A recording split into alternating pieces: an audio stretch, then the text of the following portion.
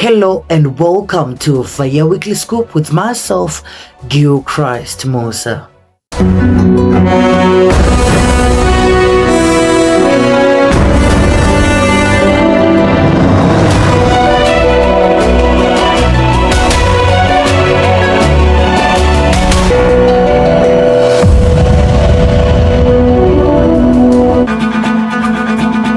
Fire broke out on Thursday night at Mbare's Magaba trading hub, destroying goods worth thousands of dollars. This is believed to be the second time traders are left counting losses as a result of fire at this very complex. So what is the trigger this time? We'll tell you what we know so far. In a latest development, the Ministry of Transport opened a completed section of the Mazowe Road Dualisation Project to traffic on Friday. We'll bring you the full story. And later, as we shall take a look at sport, Zimbabwe stuns Australia by 23 runs in ICC Men's T20 World Cup played on Friday, thereby extending their winning streak after Oman victory. And on our weekly motivation this week, what does it take to become the best? We have all these stories lined up for you, but first, as always, the leading scoop.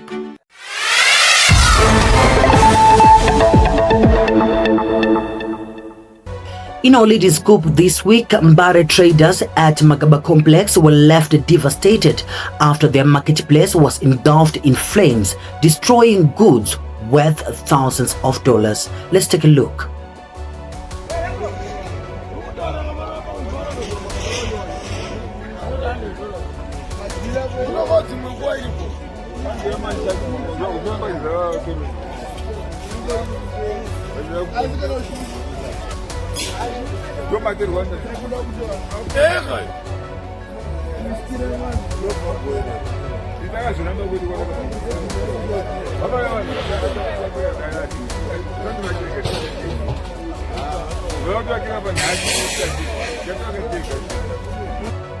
What about the cause of the fire? Short answer, unclear. So what really happened?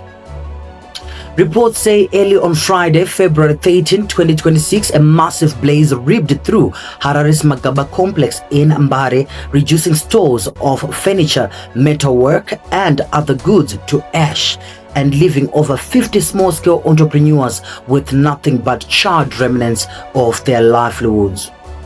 Traders were left speechless, watching their entire inventory, newly restored furniture, gas bottles and tools disappear in minutes, while firefighters from the city of Harare, supported by 3 fire tenders and water tankers from the emergency help group, battled the inferno for more than 5 hours to keep it from spreading further. Watanga pakati peusiku watanga ngwadza ngerize kuma 12 pa get up moto uyu aunaba kunyanya kisa zvinhu vanhu vakawanda wapisa zvinhu zvevanhu vanokwana kuita 6 ndo zvinhu zvatsvaka tofundzira kuti moto uyu unogona kunge wakonzerwa probably nemagadhi anga achidziya moto apo pamose moto usina kuatendwa preliminary investigations ataona tofungidzwa ndo zvaitika pari kuratidza zvokuti panenge paine munhu anga achidziya moto saka angosiya moto usina kuatendwa ndo zvibva watanga. Asi toda kupa kutenda kune fire brigade vasvikawo pane nguva yakanaka vakasvikokwanisa kucontaina moto wacho zvokuti kuma around 4 o'clock wanga wadzima vausenza vakwanisa kupera moto wacho.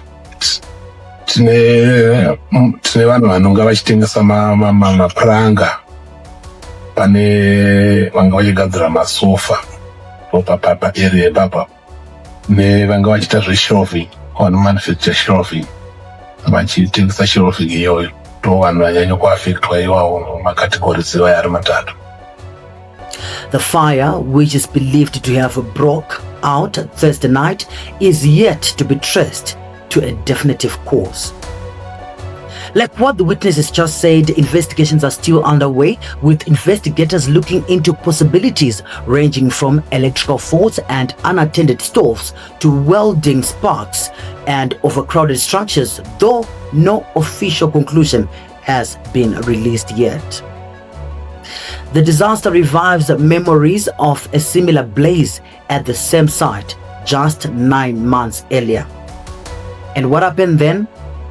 Well, rewinding 9 months from now takes us back to May 2025, where a similar blaze at the same trading hub ripped through the market, destroying tools like grinders, fridges, drills, and plumbing materials, and caused an estimated loss of roughly 15,000 United States dollars.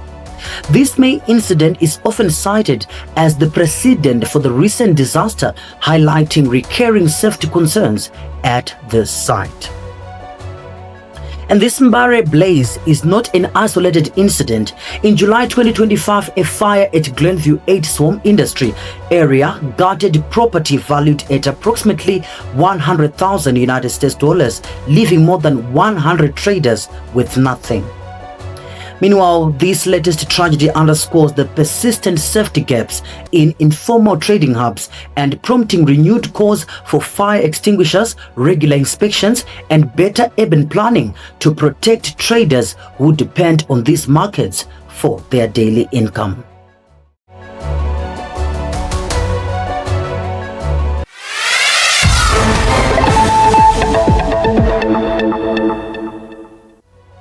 Moving on to some development milestones, the Ministry of Transport opened a completed section of the Mazowe Road Dualisation Project to traffic on Friday, the 13th of this month. Leading the delegation was the Minister of Transport and Infrastructural Development, Honorable Advocate Felix Tapiwa Mhona. He commissioned the stretch from Keystone Bank to Blue Ridge Shops, which forms part of a broader plan to upgrade the route into a modern dual carriageway highway extending to Kanyemba border post. Speaking at the commissioning ceremony, Minister Mhona said the project goes beyond road rehabilitation and is expected to unlock economic opportunities while improving safety and connectivity. Let's get more on that story from the following report. The Mazowe Highway, a significant route in Zimbabwe connecting Harare to Mazowe, has been a vital transportation link for agricultural produce and passengers. The dualization has transformed the journey between Harare and Mazowe by cutting travel time in half and boosting economic growth. Opening to traffic a completed section from Keystone Bank to Blue Ridge Shops, the Transport Minister Honorable Felix Tapiwa Mhona said the project is far more than just a road upgrade, since it eventually means a modern dual carriageway highway all the way to Kanyemba border post. Because we are running with the vision of our great leader, Comrade Emmerson Mnangagwa, to say we mustn't be in our offices, we must uphold the issues to do with infrastructure development. And precisely this is what we are doing. Goodness of this road, it will then move towards Kanyemba border post. And you know that it will then connect. We've got a Y junction bridge at Kanyemba, where it will connect Mozambique and also Zambia. And I've actually engaged my counterparts from those countries so that we then put up a bridge, which will then shorten the distance to those who want actually to go to DRC. They'll be using this road, which is about 354 kilometers from the great city. Minister of State for Provincial Affairs and Devolution for Mashonaland and Central Province, Honorable Christopher Magomo, highlighted that this will accelerate the region's development, benefiting residents within the area. As this road links the provincial capital to Harare, and as you are also aware that it's an agro-based province, logistics for our farmers is made easier. And you realize that this road, like the minister has alluded to, will eventually link Harare with Kanyemba. That would cut the distance from Harare to Central Africa by almost 400 kilometers. The engineer on site also highlighted on the timelines of this project. Up to Mazowe, we are left with 13 kilometers. So our scope going forward, we intend to continue with the dual carriageway, which means upgrading of the existing road and also construction of new carriageway. So we are targeting to complete 13 kilometers by year end. of dual carriage. Vhayeya.com also had the chance to talk to motorists who praised the Second Republic for such infrastructural development. Road yakanaka ende toda kuzvitenda ngazvirambe zvichienda mberi zvakutifitira unyore kuti hatiatore nguva yakareba secongestion habasina takukwanisa kutoona kuti 30 minutes from Mazowe to Harare. Manje ka road yakanaka. Vision tutoona kwa kuenda mdani. Tutonyatsa kuona kuti 2030 mawani. The upgraded highway has improved road safety. It has also enhanced connectivity between local communities. Shiedza Nyabadza, Vhayeya.com, Blue Ridge.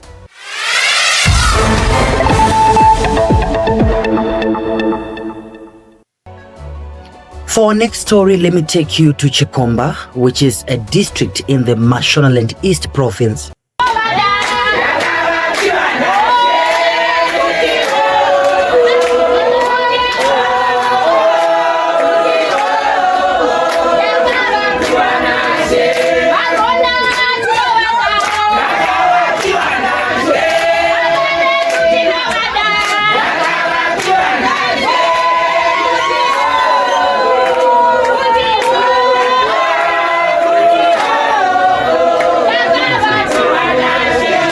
Pure joy, excitement, elation, happiness, gratefulness are some of the words that best describe the feeling of some of the elderly people of Chikomba East. The reason for their happiness? Well, most elders who are at least over 80 years of age in areas like Sadza, Ward 25, Mpatsi, Ward 26, Kukomere, Ward 20, Duvuri, Ward 14 and 19, Magara Sadza, Sengwe, and Chilasauta, Ward 27 of the Chikomba East, all received hampers from Honorable Advocate Felix Tapiwa Mhona, who happened to be the Member of Parliament for Chikomba East constituency. Elders from other communities like Maushu, Wajare Maka, Madamombe, to name but a few, also received their hampers too.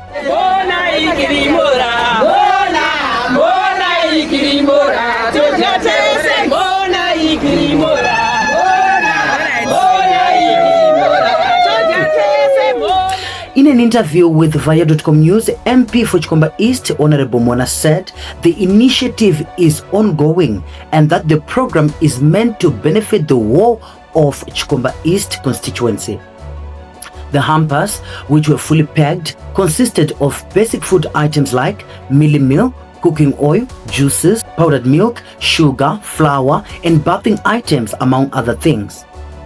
Upon receiving, some of the beneficiaries could not hide their joy, and the Vhayeya.com News crew had a chance to speak to them. Let's hear some of them speak. Ndinonzi Tracy Njawaya. Ndapiwa zvinhu zvangu zvokudya nemhuri yangu netuzukuru.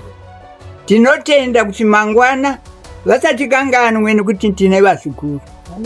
Kana vachinge vauya tikapa vazukuru vachayeuka vana mbuya kuti vana mbuya variko. Kana dai tove vanhu saka vachingotirangarira. Maita basa baba. Tinotenda aiwa ndimi baba makabereka mwana wenyu moti maita basa mwanangu. Maita basa mwanangu. Tinotenda ndosikuitika pana patsati pa 25 kana muri kuona batiriri venepenyuro. This comes as Honorable Mhona desires to keep raising the living standards of the Chikomba East rural communities under President Emmerson Mnangagwa's mantra of leaving no one and no place behind.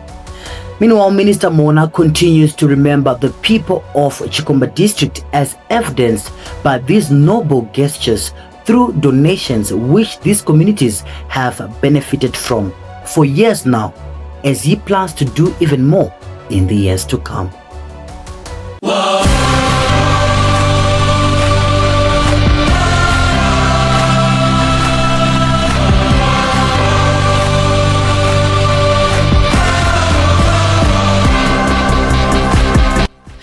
In sport, Zimbabwe made a record-breaking performance this week in the ongoing T20 World Cup when it stunned Australia by 23 runs in their second ICC Men's T20 World Cup match, defending 169-2 with a disciplined bowling effort.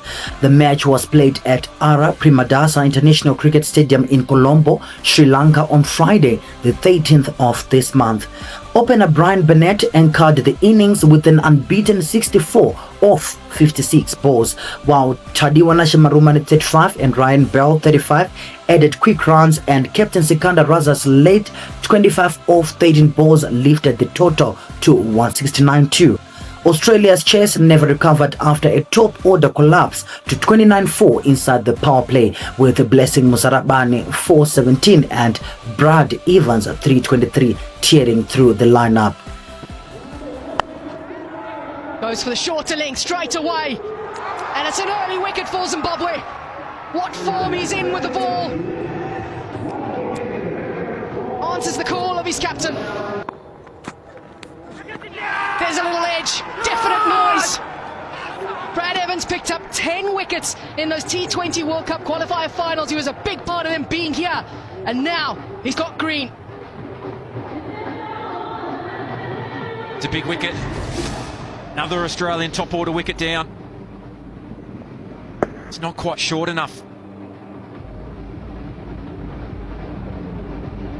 Should he have been coming forward, but it's off the Q end. Romani takes a comfortable catch behind the stumps, and that's huge for Zimbabwe. Cameron Green goes without scoring. They're in trouble here. 24 for 2 Australia. Oh dear! It's gone from bad to worse for Australia.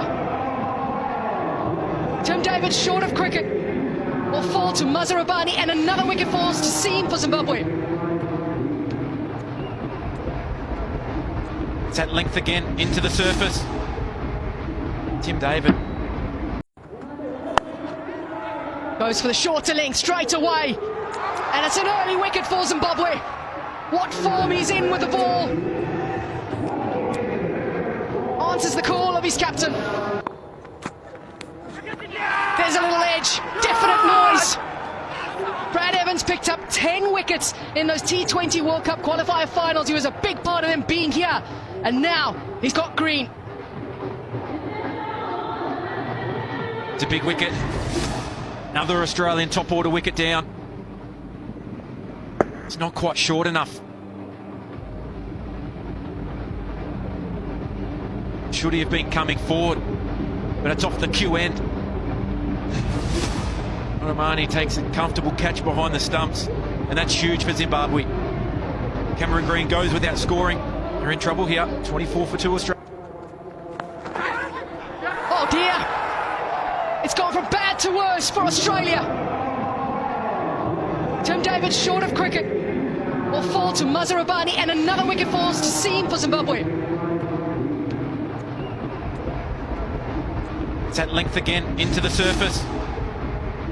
Tim David nicks it. Gets none of it. Just floats to short fine. You can see how much this means to the Zimbabwe cricket team. The perfect. Matt Renshaw fought with 65 off 44 and Glenn Maxwell added 31, but the rest of the order crumbled, ending at 146 all out in 19.3 overs. This upset follows Zimbabwe's opening win over Oman, placing them joint top of Group B with 4 points and a net run rate of plus 1.984, while Australia sit third and must win their remaining games to reach the Super 8.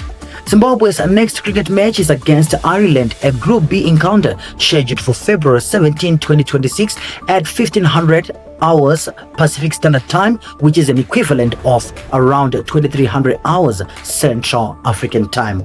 The match is to be played at Pallekele International Cricket Stadium in Kandy, Sri Lanka.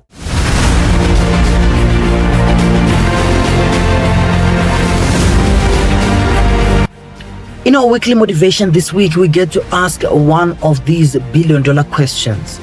And it goes like, what does it take for one to become the best in life? Do you need to strike a total of A grades on your O level all the time? Or score 15 points for your 3 subjects at A level? Or maybe get yourself a record-breaking 50+ distinctions at tertiary level for pursuing a career program of your choice. Does it take any of that? I ask because it's important, it's imperative, it's significant that I ask. Anyway, in our weekly motivation, we have some clues on how one can become the best as we chase different endeavors in life. Let's take a listen. The best never quits. The best knows how to get back up and rise again. The best doesn't stay on the ground for too long, because the best understands that even though you're down, you must have the capabilities.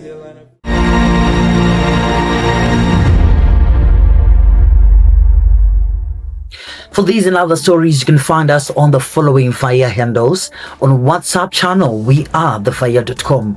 On Facebook, we are thevhayeya.com official. On Twitter, we are thevhayeya.com. And on website, it's www.thevhayeya.com. And finally, on YouTube, we are thevhayeya.com TV. And that's all we had for you on this week's edition of the Vhayeya Weekly Scoop. See you next week, same time, same place. The name is always Gilchrist Muza. Only God willing, it's goodbye for now.